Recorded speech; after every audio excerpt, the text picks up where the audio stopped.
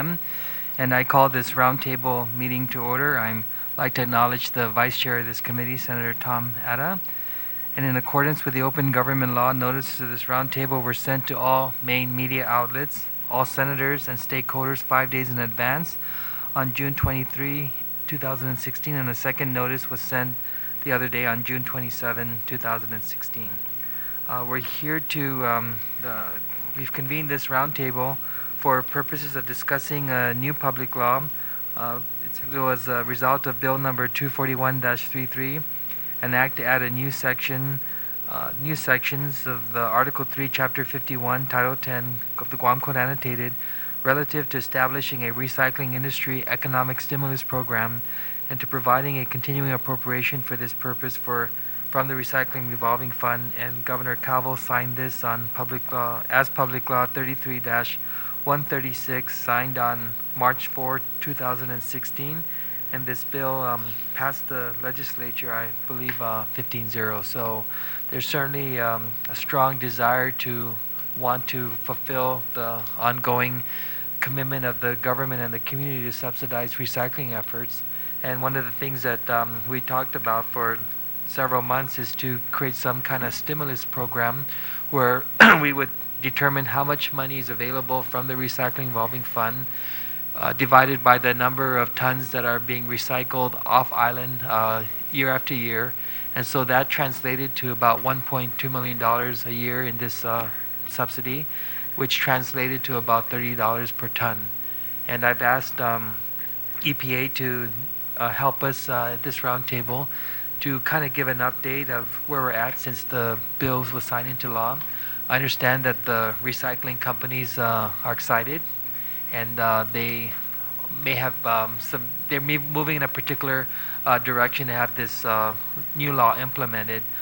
What we want to make sure is that all recycling companies that are registered with EPA has the same opportunity, and that months down the road we don't hear from anyone coming back and saying we didn't know that this new program existed. So this is the purpose of the roundtable, to not only go over the mechanics of this new law, but to determine the kind of outreach efforts that EPA has engaged in to make sure that all are aware of this program. You're nodding your head no.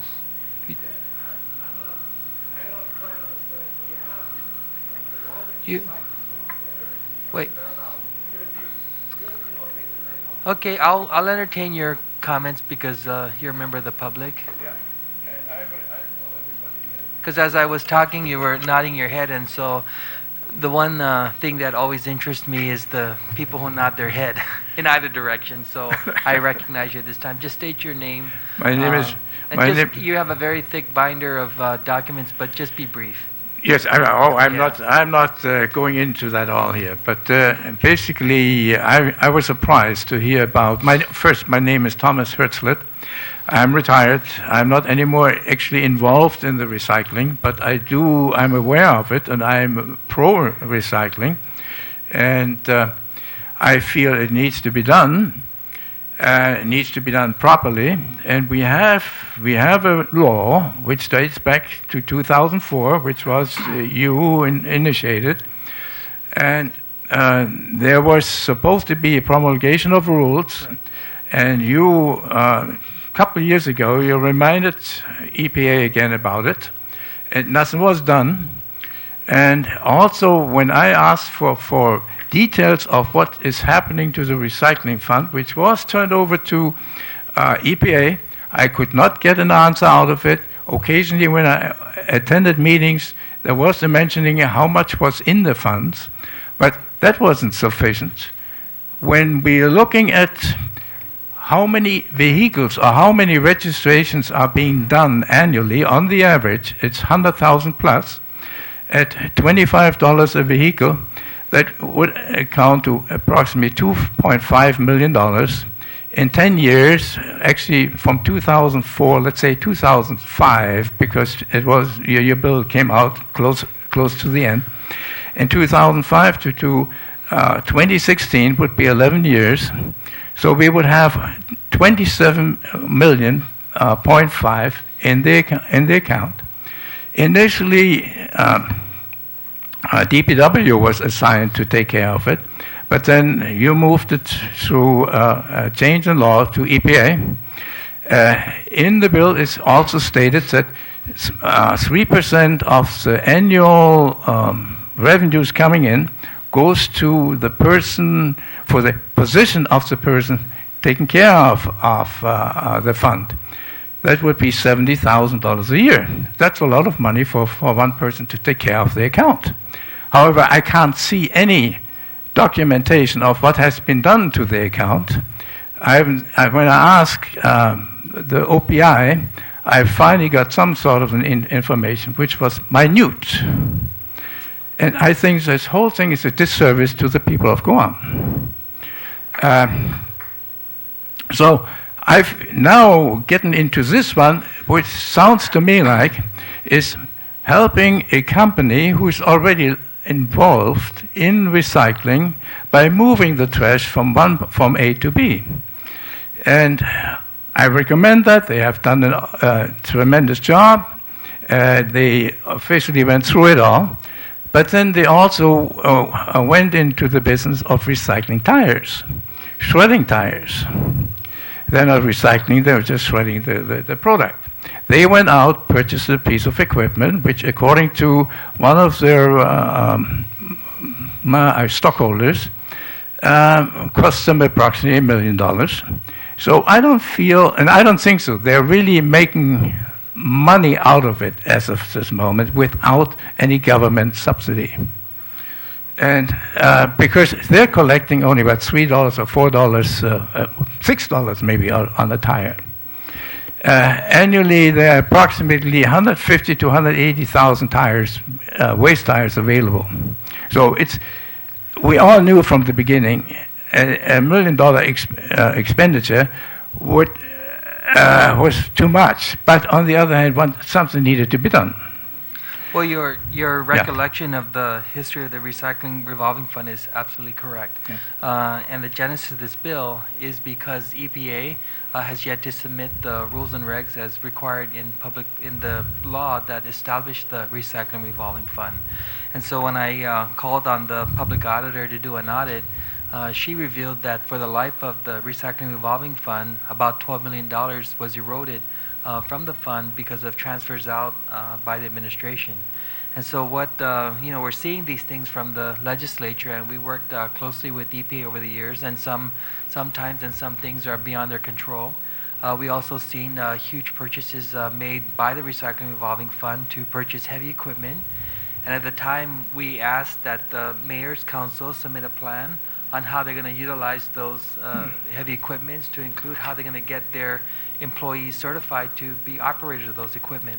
Well, the governor at the time said that the bill was not necessary, and that he moved forward to expend those funds to purchase those heavy equipments, which currently I understand are at the Department of Public Works. And so the mayors can't access those equipments because they don't have certified operators. And our bill would have provided for the authorization, then the submission of a plan, then it would result in the appropriation. Also, what we wanted to do with the Recycling Revolving Fund is to make sure that when people pay on the renewal of their vehicles or license plates or new license plates, we want to protect the integrity of the fund by making sure that the monies that people are paying in actually goes to recycling efforts. And so we can do all that we can from the legislature as best we can to make sure that the applications of these special funds are being implemented the manner in which they're supposed to. But from the administration's perspective, when every time there's a cash shortfall, they do what's called the journal voucher, and so their records will show a different amount from what they're told is the amount from the department administration. So in order to back up a little bit, in order to protect the funds, I've engaged the help of every senator in the legislature, and I was very honest with them in session that this is really why we're doing this. We're doing this so that at the very least we have committed $1.2 million that goes to support recycling. And you're right in one sense that this subsidy could go to recycling companies that are already recycling materials that they're already turning a profit. but you're also probably not right in a sense that with this subsidy, they now can move toward looking into recycling cardboards or recycling plastic bottles or those commodities that are not as lucrative to recycle, because the market is so fluid.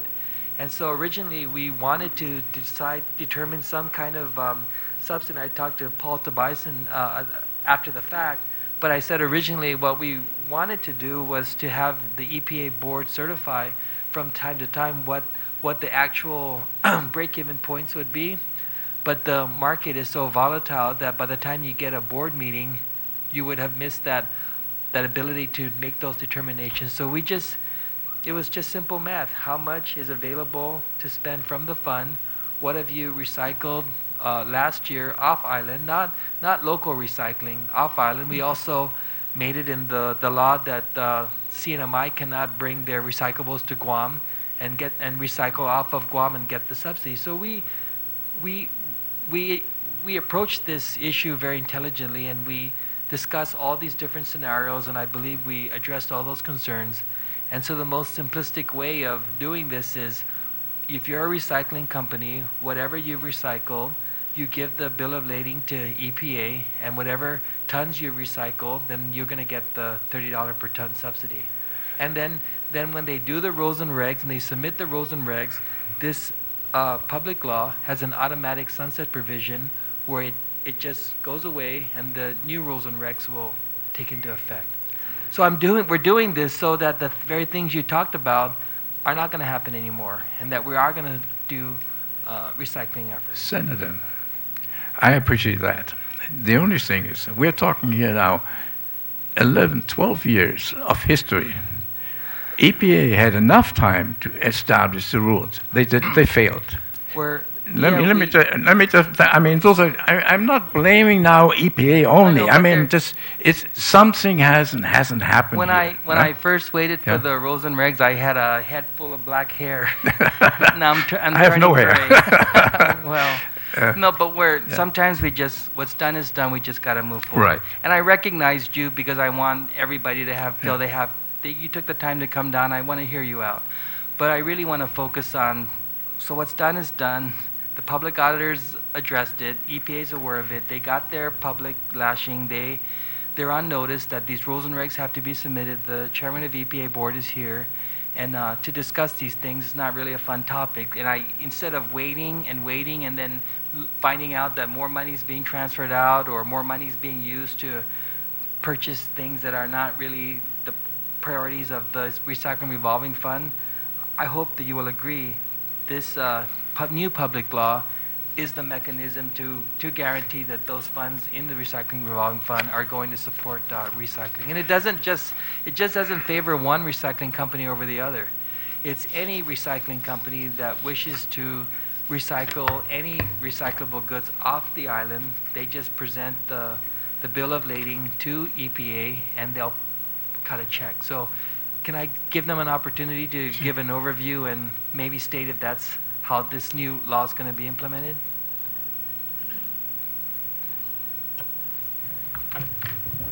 What was our recollection of what happened correct? It really wasn't? Did you say wasn't? Not in. Wow. Okay, not entirely, but that's okay because Senator, I also agree that we need to move forward.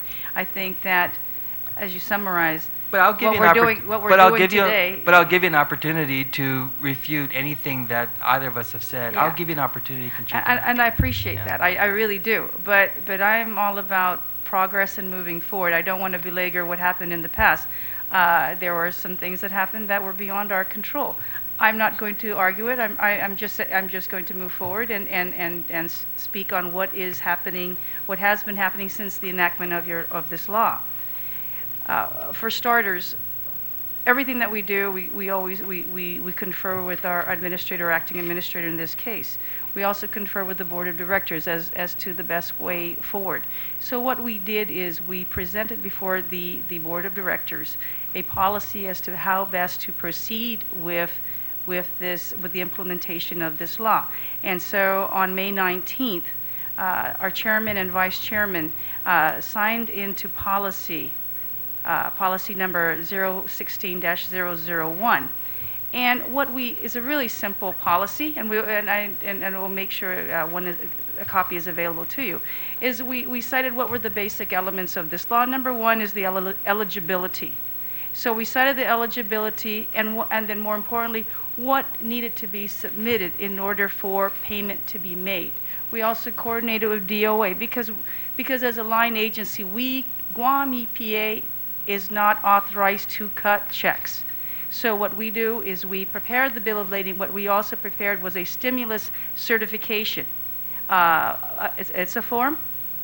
And then once we review it and Guam EPA certifies that the information provided in the bill of lading and what's in the stimulus certification are true and correct, then we forward it to DOA for processing. Aside from this, what we ended up doing too was we understood that there's some companies that might not have read or understood in full what was in the law. So we contacted the recycling companies prior to meeting with the board to talk to them about, getting ideas from them and at how best to make this how best to make this work. Once the policy was signed, the following week we met with the recyclers again, provided them a copy of the policy as well as the instructions on how to fill the certification form. We included a copy of DOA's forms in the event they were not a listed vendor, because that's very important. You have to be, number one, permitted by a permitted solid waste management facility by Guam EPA. Number two, you must have a valid license to do business on Guam. This is not me, this is what's in the law. The third thing, and this is DOA, is in order for them to remit payment, you have to be a vendor registered with them. As I understand it, and Sabrina, the recycling officer, can confirm this, I believe most, if not all, of the recyclers are already registered with DOA. Where are we today, Senator? We've received a few bill of lading statements. We are awaiting for that the completion of their certification form. There have been some questions back and forth with respect to what's on the bill of lading to make sure that it's copacetic or it matches with what's in the certification form. We want to make sure that everything is in order before we process it through DOA for payment. So what is the effective date of this stimulus program? It was effective the day that it was enacted, and we have met with the recycling companies. We are awaiting for the recycling companies to submit their forms. That's where we are. So if a recycling company is listening, they could still submit the bill of lading as of March 5? Yes. Yeah. That was one of the questions, Okay. and we said yes. Well, that makes sense. And that completes our summary of what has been done thus far. Does EPA intend to do any public service announcements or any media releases that this stimulus program is effective beginning March 5? And I mean, do you believe that you contacted every single recycling company? So, okay. We contacted every single permitted. Is your mic on, Sabrina? Every single permitted recycler. Okay. And as Conchita mentioned, prior to meeting with the board, we met with a few of the recyclers, and We met twice. twice with the recyclers, yeah. Once before the board, and then after the board adopted this policy, we called all of them again. Could you share some of their reaction regarding this new stimulus They program? were all happy. We're giving them free money. They were very happy. They were all wanted to know how they can participate. And here, let me just But pass beyond this out free to money, you. it's a stimulus program. So we understand that the recycling companies, their decision on whether or not to proceed with recycling these commodities is the market.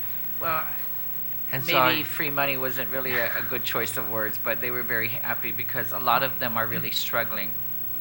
yeah. One of the companies told me that he has 2 locations and he was seriously considering closing up one location because he just couldn't support it anymore.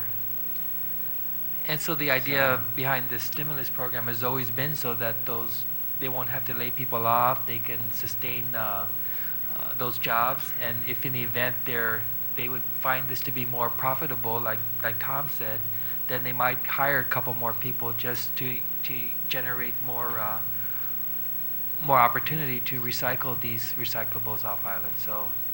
May I make a comment on that? You can. Okay. Sure, of course. I mean, again. Is your mic on? Because Mic is on. I think my voice is loud enough, I gather. The real problem is not what the recycling companies receive in money. The recycling companies need to be told to go out and collect and make sure that the white goods and all things don't end up in the boonies or on somebody else's property. The same thing is with tires. I mean, for instance, Mr. Perron, who is unfortunately also the chairperson of GIPA, as well as he's a general manager of a company which disposes things. So there's a certain amount of interest in the conflict of interest, I think, in this case here. But I noticed that too. And but what it is it needs to be made aware to the public that you can go and deliver to the mayor's office, that the mayor has an area where they can receive things, that things will be, or I should say, waste products will be picked up from the mayor's office. And that, I think, it would be GIPA's problem, really, authority to go after that.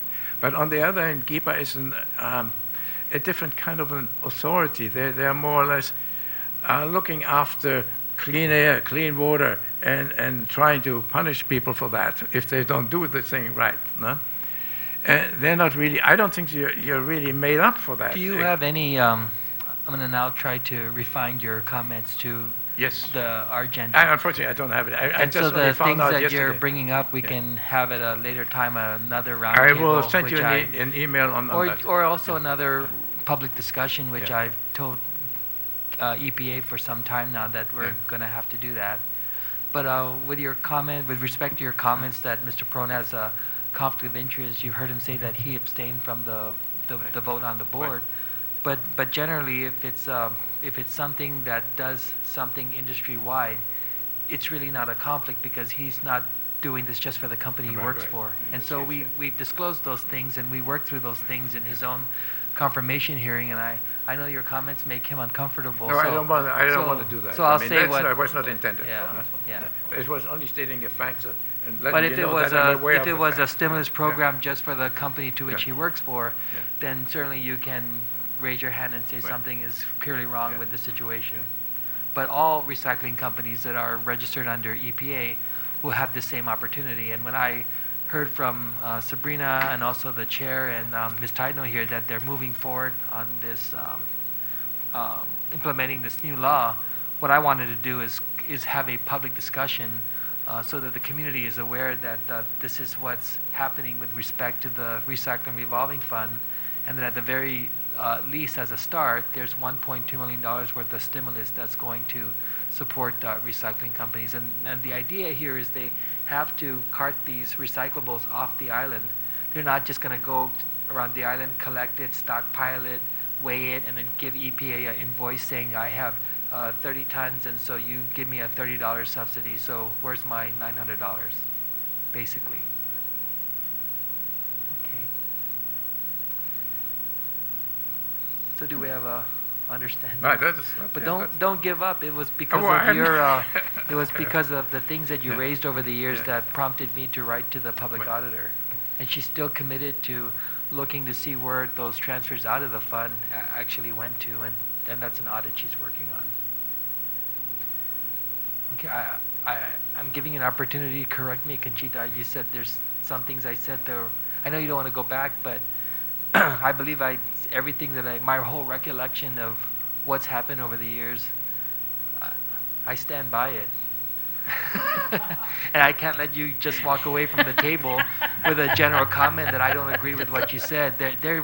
We will agree there was problems with the administration of the Recycling Revolving Fund, and as he pointed out, it was moved from EPA to DPW, back to EPA. When it was at DPW, the receiver took that $2 million a year, whatever the projection was, and he said that we're going to keep your tipping fees low because we have this money coming in from the recycling revolving fund. He factored this in to subsidize the tipping fee, and that's not what this revolving fund was about. And so the only way to prevent him from doing that was to legislatively move the fund back to EPA. But originally, the whole concept of the recycling revolving fund was to set aside 10 acres of port property, which is already in law, and we were going to have EPA do the rules and regs for advanced disposal fees, which EPA already did. But then as soon as those rules and regs were submitted to the legislature, back in the 28th Guam legislature, they had a special session to reject those rules and regs. And so what those advanced disposal fees would have done, when you buy a new car, you pay $200 per vehicle. You buy a washer, dryer, you pay $50 in advance. You buy, they kind of collect for tires now. So that would have generated $5 million a year in our own calculations back then. You would have taken that $5 million, you would have partnered up with the Port Authority to have a recycling enterprise zone, to have an automobile recycling center, so that they can take their cars there, they could strip it there, the white goods. They're right there at the port, so when the ship comes in, it's easily loaded, and that was how it's going to be. But there was pushback by the automobile industry at the time, and there was only a few of us in the 28th legislature that voted to approve the rules and regs. And so that's then for a period of time, there were zero collections on the recycling revolving fund, because originally the abandoned vehicle and streetlight fund, where 90% went to streetlights, 10% went to the abandoned vehicle, had to be converted into the recycling revolving fund, which that 10% went to pay the recycle. So it takes time, right? Change is not easy, but it takes time. And this is why I could recite the history of the recycling revolving fund in my sleep. And I stand by everything I said today as well. I believe you stand by everything you said. But I would join you in saying that we just have to move forward.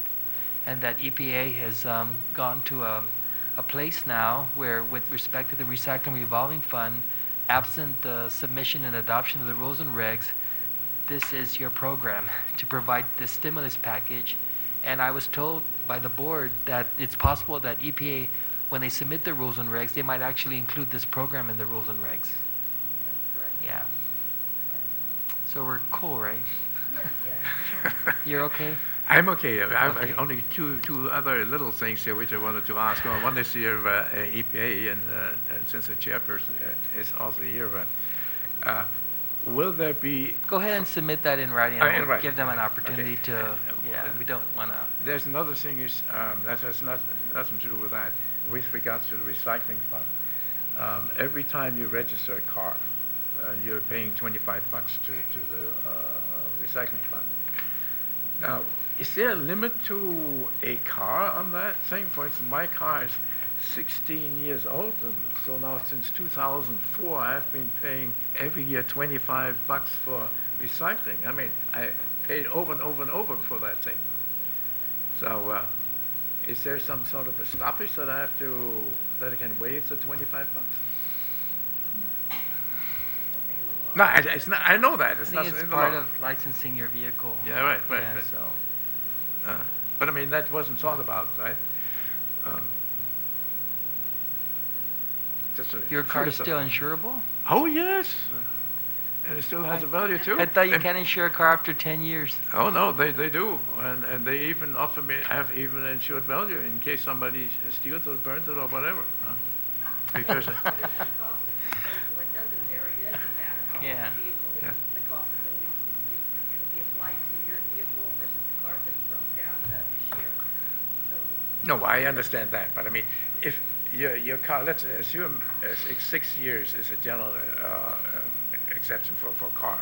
Is you sell it or you junk it or whatever. The cost of taking that thing, scrap it, is the same like a car which is in your possession for 16 years, right? And it's a vehicle, it's a vehicle. a vehicle is a Yeah, vehicle. right. Yes. So, but now... So the- your the car 6 costs years- more to dispose than a yeah, right. Now, all of a car sudden, that's 5 I mean, years I old. paid more into it.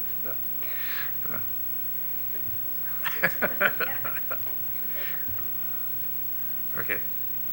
So you don't foresee any problems with the implementation of this law, right? Other than getting them to have a vendor number, but they're going to do it. They're willing Right. to do it. We haven't seen any problems yet. Guam, as I mentioned before, Guam EPA is just awaiting the submission, the complete submission of the forms before we can certify, validate, and push it forward to And DOA.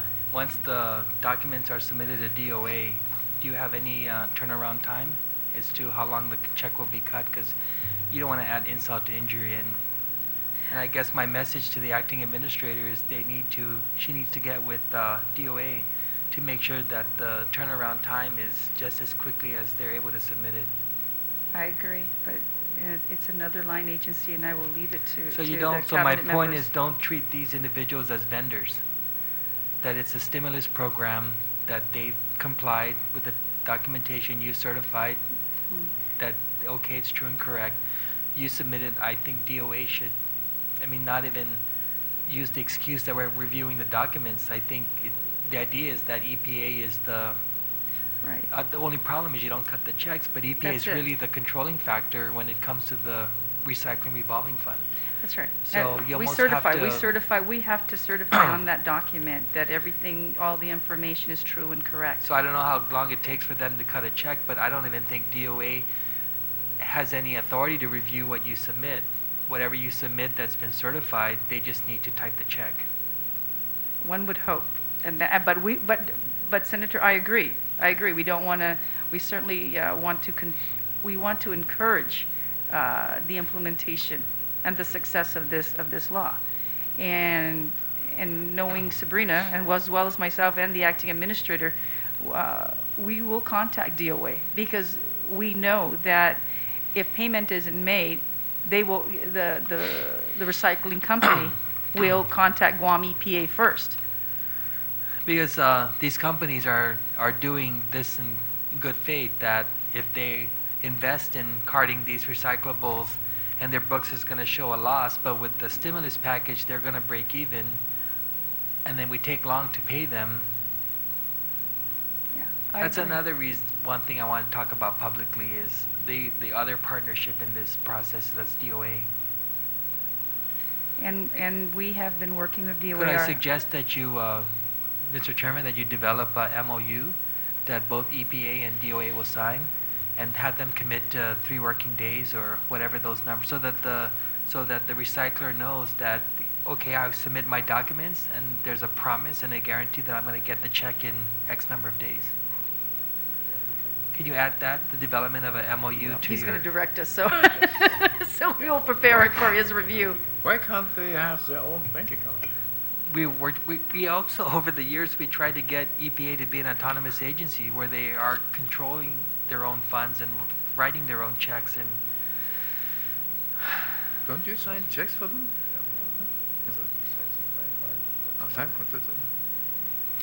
we actually might consider, through the help of Senator Tamata here, we probably might consider treating the recycling revolving fund having its own bank account. We've done that with other government agencies that we saw a problem. Because it's not supposed to go in the general fund, right? It's I mean, not. it's It's not. You're right. It's supposed to be separate and Yeah. apart from the general fund. We made the Soil and Water Conservation District. Through their funding is a pass-through to University of Guam. In the last budget cycle, we made it so that they have their own bank account and they write their own checks. Tyrone, maybe we'll... Well, that's something to consider for the upcoming budget process. You would embrace the idea of having the recycling revolving fund in its own bank account, right?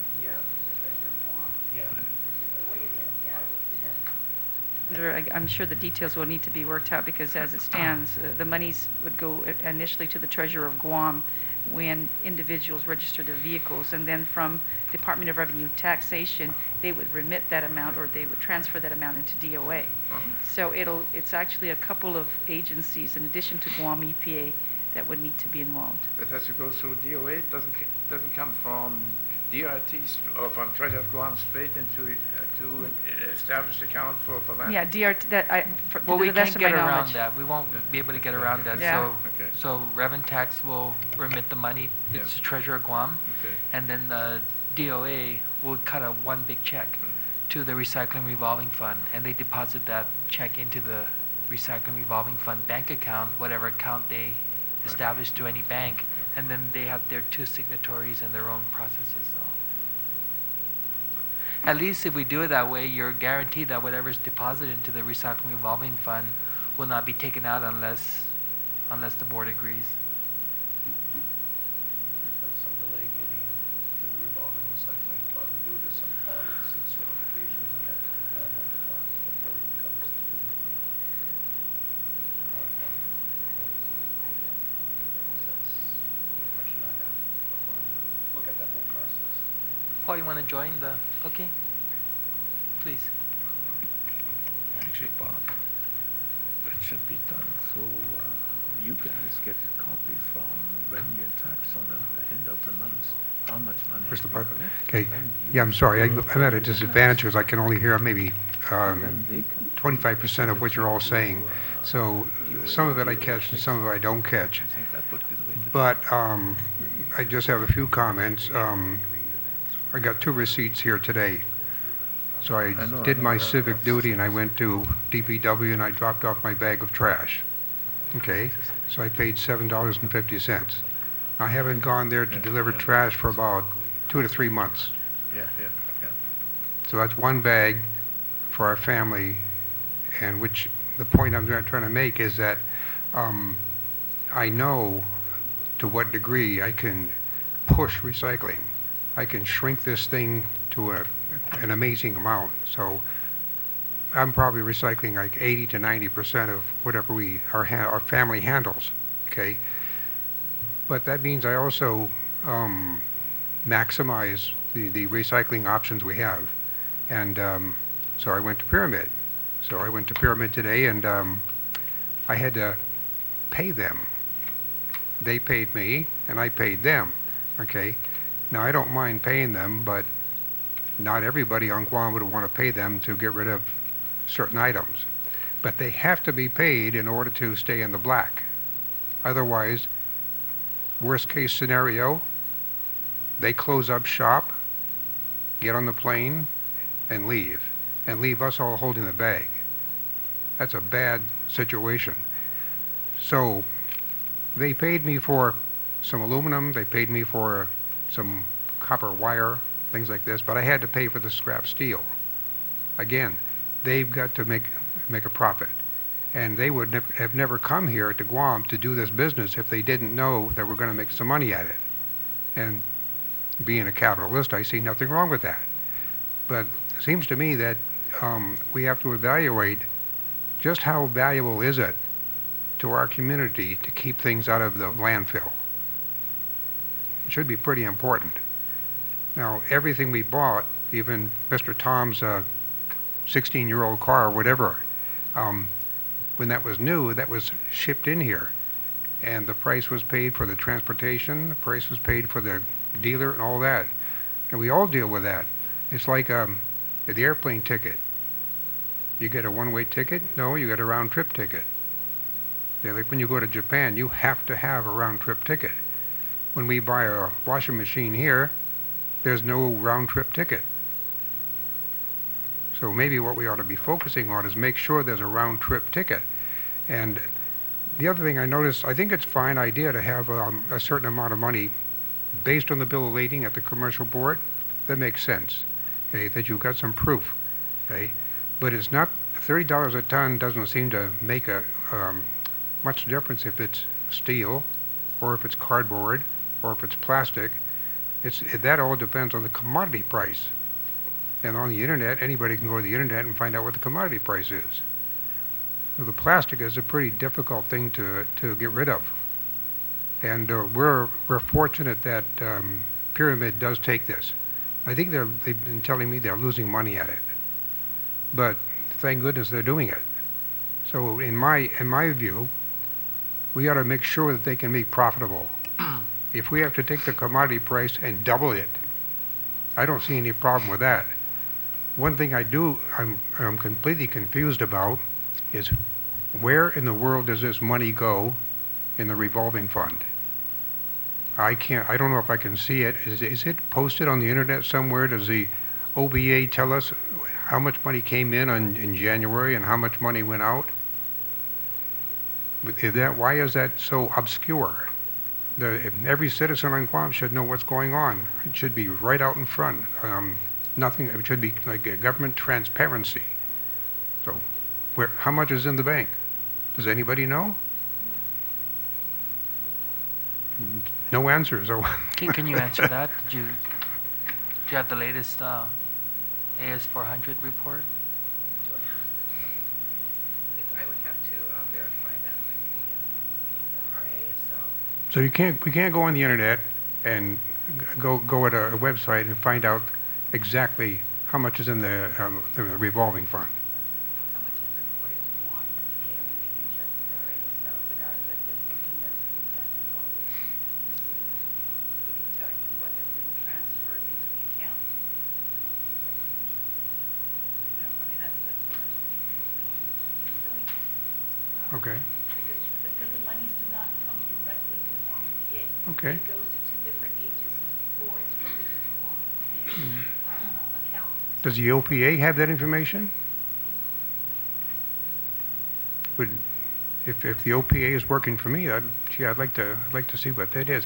One point I wanted to make is this: I still remember to this day at Formosa Recycling up in Harmon, I would see people drive in with their car loaded up in the back seat of their car in the trunk and carrying kids in the car, and they went to the boonies and they were hauling out automobile engines, pipes, anything they could find.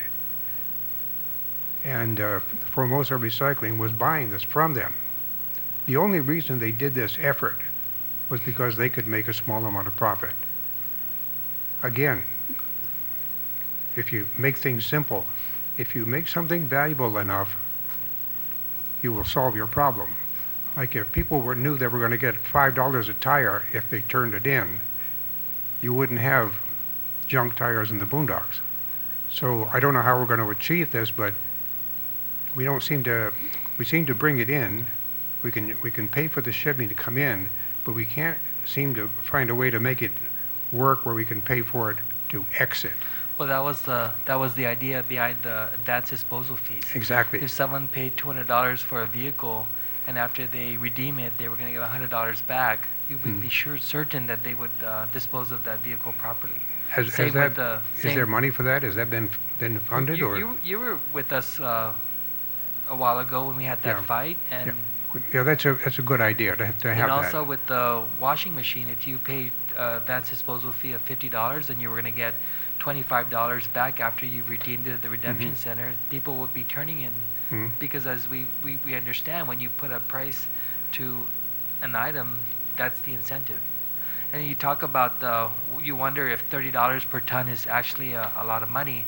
The stimulus program is $1.2 million of a stimulus package for all recycling companies. So this is $1.2 million. This is, I think, the very few government programs today that's actually giving out money for this activity. So it's not really $30 a ton. I also had to wrap my mind around it's not $30 for every 1,000 pounds. It's $1.2 million. The total package to help stimulate the whole recycling. $1.5 million available Just funds. 1.2. This program that we're addressing, that we're talking about the implementation of, it's $1.2 million. Okay, of available funds. Total stimulus. Okay, but for instance, for cardboard, I don't know how you make that profitable. You know, how much per ton if Gohan Recycling can show 200 tons went out Friday. You know, what's the commodity price? Because if you're at a loss now. Well, maybe we can get Bob's perspective here, Mr. Brown. Can you just speak into the mic? Okay. Well, that's something that I think we're going to address with the rules and regs, is how to implement it most effectively. Because you're right, not all commodities need the same amount of subsidy. Things like cardboard, aluminum, things of that nature, at this moment in time require very little, if any, subsidy. Your steel, your scrap metal, your plastics, they definitely need some kind of help. Because right now we're paying $260 a ton to Pyramid to take plastic. So in that situation, the 30 is probably not sufficient, but it's not a lot of tonnage either. So if that went up to even say $100 a ton, and you took a couple of dollars off of one of the other commodities that doesn't need it as much, then that's going towards, I think, the ultimate solution is figuring out which commodities need what kind of help.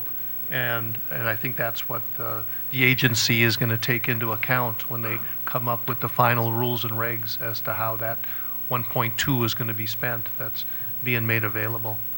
Is that correct, Sabrina? But originally that's what we talked about doing. But the feedback I got from EPA is that you couldn't certify that quick enough to meet that kind of turnaround that's required to make those decisions. That with the time, for example, at the time we talked about this law that was first a bill, scrap metal, the was very high, so it was profitable to do scrap metal. Today, it's not profitable. So if we wanted to go with having a certification on what those subsidies are for particular commodities, I was really focusing on plastics at the time, because these recycling companies, as we know, if the recyclable is not, if it's not affordable or possible to send those items off, they store it in 40-foot containers, or they find some kind of storage within their facility to store it until such time it's financially feasible to pursue that. And so we first thought of the idea of subsidizing those particular commodities that need help. But the biggest question was, how do we get EPA to, in a regular board meeting, if they only meet once a month, what is the situation in the first of the month is not going to be the situation the following month. And so the best thing we could do, absent the rules and regs, is to provide for this program through this public law. And I agree with what you're saying, and we probably could do an amendment in the Budget Act regarding having EPA post online what their deposits, what their bank balances are with respect to the recycling revolving fund, what's reported to you.